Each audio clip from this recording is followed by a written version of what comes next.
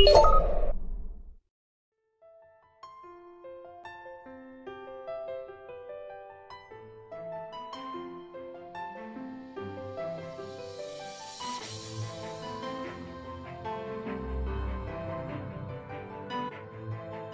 suci utama Dharma Hindu menganggap semua dewa atau sura, asura, dan manusia atau manawa sebagai satu kesatuan, dan ketiganya dianggap lahir dari Dewa Brahma yang tertinggi.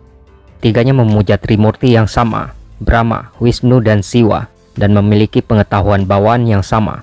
Satu-satunya rahasia dari sifat mereka yang kontras adalah pendekatan mereka terhadap pemahaman dan sikap mereka terhadap realisasi pengetahuan yang diberikan oleh Brahma dengan cara yang sama kepada semua orang.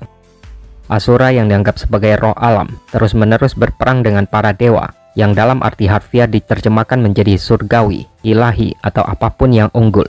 Dari sinilah para asura mendapatkan nama mereka, musuh para dewa.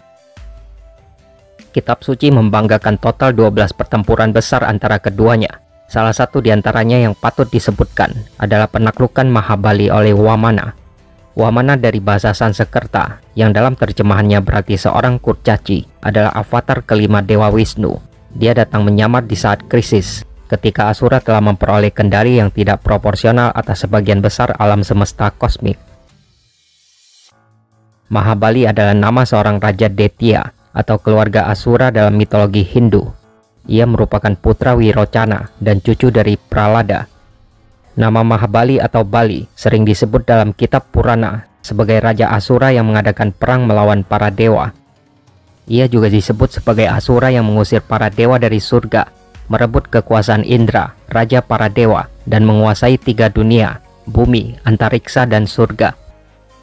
Menurut kitab Purana, ia merupakan seorang Chiranjiwin atau makhluk berumur panjang, menghuni alam bawah tanah Patala bersama dengan para pengikutnya. Mahabali memerintah dengan baik. Ia dibantu oleh 2 menteri utamanya yang bernama Kumbanda dan Kupakarna. Selain itu, ia merupakan seorang pemuja Dewa Wisnu yang taat. Wisnulah yang menamainya sebagai Mahabali sebab ia berjiwa besar. Mahabali memiliki seorang istri bernama Vindhyavali yang juga disebut Asrama. Dengannya ia mempunyai banyak putra, semuanya kuat dan menyamai dirinya dari segi kemampuan. Putranya yang tertua bernama Banasura.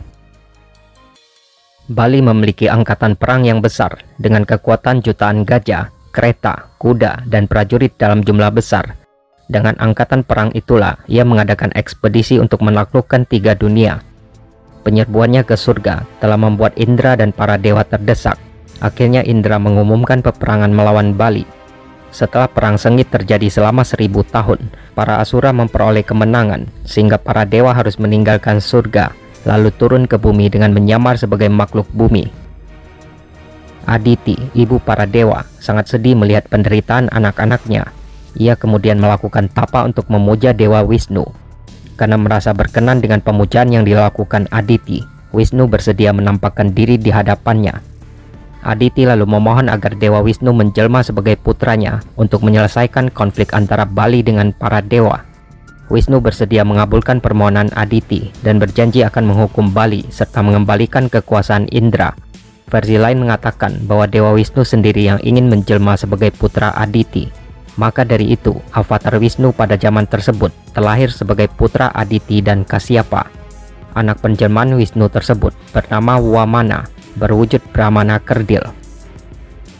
Menurut legenda, saat itu Raja Asura Mahabali sedang mengadakan upacara pengorbanan dan pemberian hadiah untuk mengkonsolidasikan kekuasaannya, dan Dewa Wisnu dalam wujud sebagai Brahmana kerdil muncul dalam upacara itu. Upacara tersebut dipimpin oleh Sukracarya, guru para asura. Saat melihat Wamana, Sukracarya sadar bahwa Wisnu sendiri telah menjelma ke dunia dalam wujud Brahmana dan turut menghadiri acara yang diselenggarakan oleh Bali. Ia lalu mengingatkan Bali agar tidak memenuhi permohonan Wamana sebab petaka akan terjadi. Namun Bali tidak menghiraukan peringatan gurunya. Ketika gilirannya tiba untuk menerima hadiah, Bali menawarinya kekayaan materi apapun yang diinginkan. Tetapi Wamana menolak segalanya dan menyatakan dia hanya menginginkan sebidang tanah seluas 3 langkah kakinya. Bali yang merasa permintaan tersebut sangat mudah, segera menjawab bahwa ia bersedia memenuhinya. Kemudian Bali mempersilahkan Wamana melangkah untuk mengukur luas tanah yang ia minta. Namun Wamana tidak langsung melangkah. Ia lalu memperbesar ukuran tubuhnya menjadi raksasa dengan proporsi kosmik. Langkah pertama Wamana menginjak bumi, kemudian langkahnya yang kedua berada di langit, dan langkah ketiganya ada di surga. Dengan demikian Wisnu dalam wujud Wamana melakukan Triwikrama karena langkahnya mampu berada di 3 dunia sekaligus. Versi lain mengatakan bahwa langkah pertama Wamana menginjak bumi, langkah kedua berada di surga, dan karena tidak ada lahan lagi untuk dipijak, Bali merelakan kepalanya sebagai tempat pijakan ketiga. Maka Wamana meletakkan langkahnya yang ketiga di kepala Bali, sekaligus memberikannya keabadian atas kemurahan hatinya. Bali tidak mampu berbuat apa-apa kecuali menyerahkan kekuasaannya di 3 dunia kepada Wisnu. Dengan demikian ketiga dunia menjadi milik Dewa Wisnu, sehingga ia mengembalikan kekuasaan terhadap surga kepada Indra. Sementara itu, Bali dan para pengikutnya tidak memiliki tempat tinggal lagi sejak Wamana mengambil alih wilayah kekuasaan mereka. Karena sikapnya yang dermawan, Dewa Wisnu mengizinkan Bali tinggal di Patala dan menganugerahkan umur yang panjang kepadanya. Wamana memberi pelajaran kepada Bali bahwa kesombongan dan keangkuhan harus ditinggalkan jika ingin mendapatkan kemajuan dalam hidup, dan harta melimpah seharusnya tidak diminta sebagai anugerah, sebab kekayaan mudah lenyap. Kemudian Wamana berubah wujud sebagai Mahawisnu. Ia merasa senang dengan keteguhan hati Bali dan sikapnya yang setia terhadap janji. Maka dari itu, Wisnu menamainya Mahabali karena ia berjiwa besar. Wisnu mengizinkan Mahabali pergi menuju alam spiritual untuk bergabung dengan Pralada kakeknya. Wisnu juga menyatakan bahwa Mahabali boleh menjabat sebagai Indra atau pemimpin para dewa pada Manwantara atau zaman berikutnya. Menurut legenda Hindu, Mahabali merupakan raja yang dermawan bagi rakyatnya dan dipuja terutama oleh orang Malayali di negara bagian Kerala, India. Masa kekuasaannya diyakini sebagai zaman keemasan dan kemakmuran. Untuk menghibur rakyat yang berduka atas kemalangan raja mereka, maka Mahabali diizinkan untuk kembali ke permukaan bumi setahun sekali pada perayaan yang disebut Onam, yang dirayakan oleh orang Malayali di seluruh dunia.